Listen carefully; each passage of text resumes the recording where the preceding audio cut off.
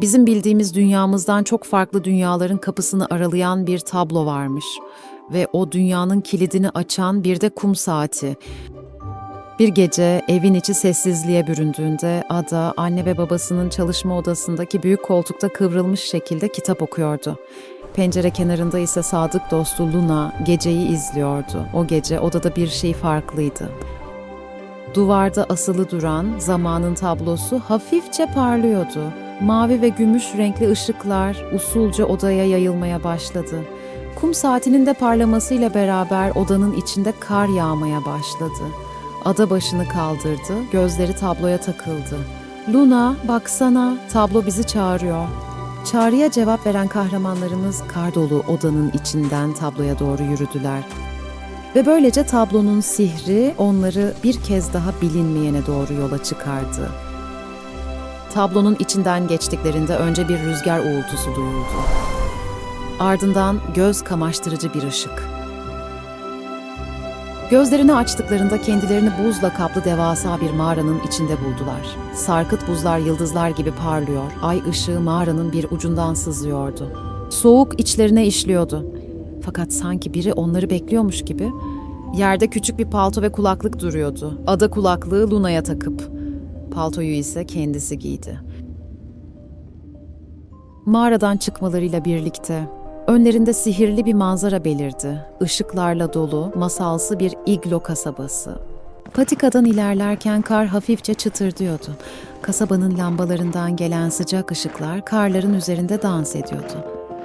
Birbirinden farklı ama aynı güzellikte pek çok iglo gördüler ve tam o sırada büyük bir kar topunun üzerinde kayarak gelen kırmızı atkılı küçük bir penguen göründü. "Hoş geldiniz yabancılar," diye selamladı.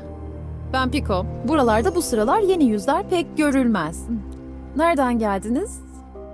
Ada şaşkın ama gülümseyerek önce kendilerini tanıttı. Daha sonra yanıtladı.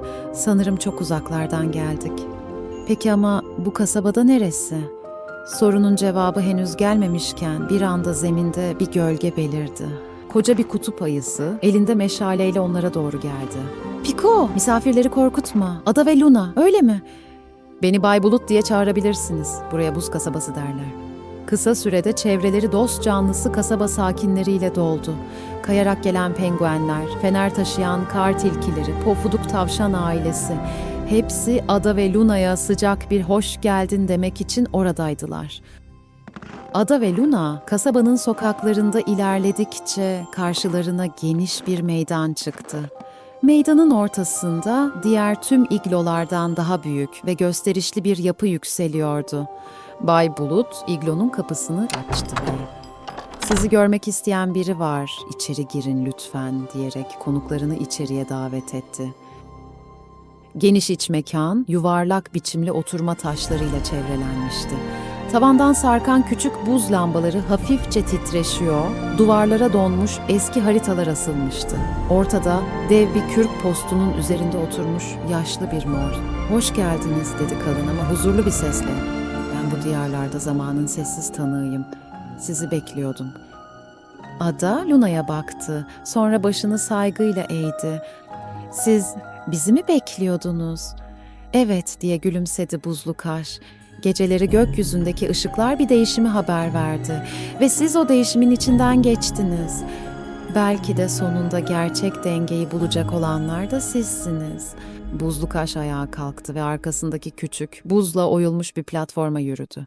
Orada ortasında yuvarlak bir taş bulunan eski bir pusula vardı. "Uzun zaman önce," dedi, derin bir nefes alarak.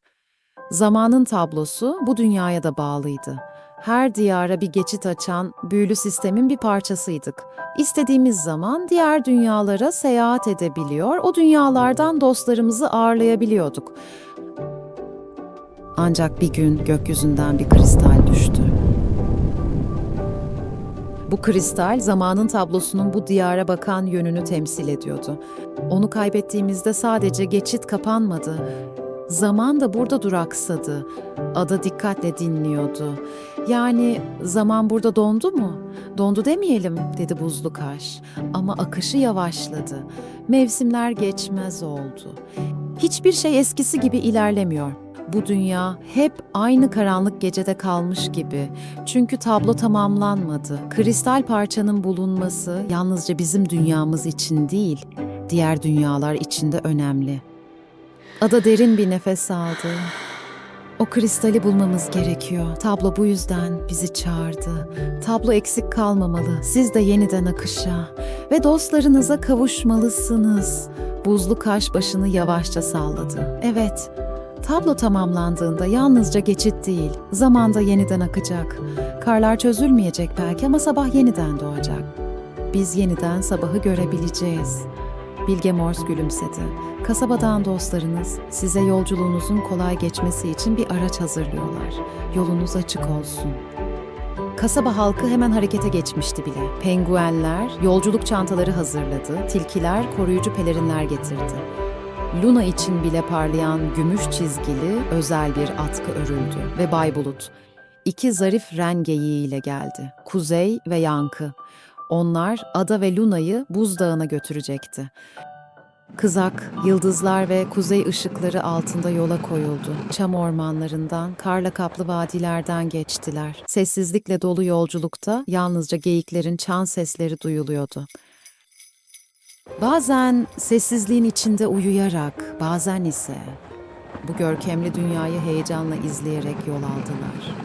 Bir süre sonra etraflarını yoğun bir sis sardı. Sis içinde kristalden heykeller belirdi. Buzdan tilkiler, baykuşlar, tavşanlar. Hepsi sanki zamanı bekliyordu ve bir fısıltı duyuldu. Cesaretle gelen kristale dokunsun, kristale dokunan bizi kurtarsın. Ada kristali bulduğunda yapılması gereken şeyi biliyordu. Sis yavaşça dağıldı, karların ötesinde tüm ihtişamıyla yükselen buzdağı belirdi. Ay ışığı zirvesinde parlıyor, dağ gökyüzüyle birleşiyordu. Kuzey ve Yankı kızakla birlikte dağın eteğine kadar ilerlediler. Orada durdular. Sanki görevlerini biliyor, daha ileri gitmemeleri gerektiğini hissediyorlardı. Ada kızaktan indi. Luna arkasından atladı. Artık yolun geri kalanını yalnızca onlar tamamlayacaktı. Ada ve Luna dağın eteğinden yukarı tırmanmaya başladılar. Ayaklarının altındaki kar her adımda hafifçe eziliyor. Çevrelerinde yalnızca ay ışığı ve kendi nefes sesleri yankılanıyordu. Gökyüzü onlarla birlikte sessizdi. Kuzey ışıkları artık görünmüyordu. Sadece ay ışığı patikada kahramanlarımıza yol gösteriyordu. Yavaşça tırmandılar. Dağın tepesindeki düzlüğe yaklaştılar.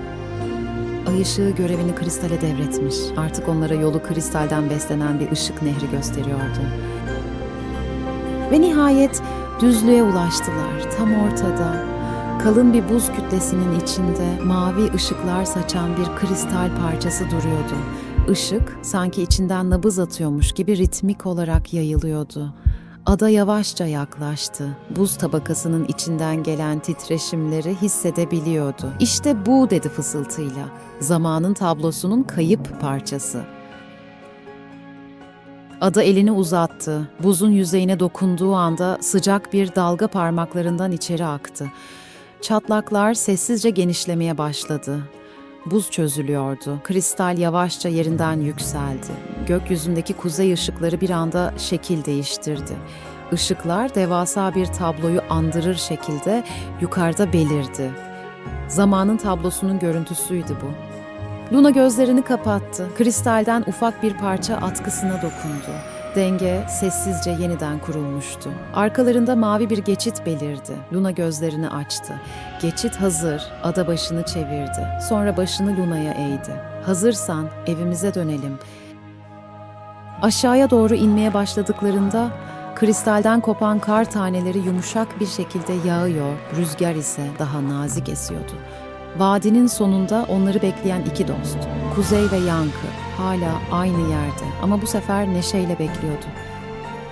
Dönüş yolunda ormanın içindeki buz heykelleri çözülmüş, fısıltıları neşeli konuşmalara dönüşmüştü. Karlar kasabasına ulaştıklarında tüm kasaba halkı onları karşılamak üzere toplanmıştı. Pico adaya neşeyle sarıldı, Bay Bulut ise Luna'ya şefkatle sarıldı.